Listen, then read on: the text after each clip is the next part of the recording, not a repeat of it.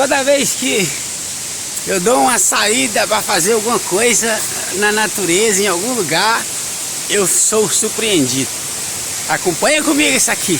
Vou mostrar pra vocês que...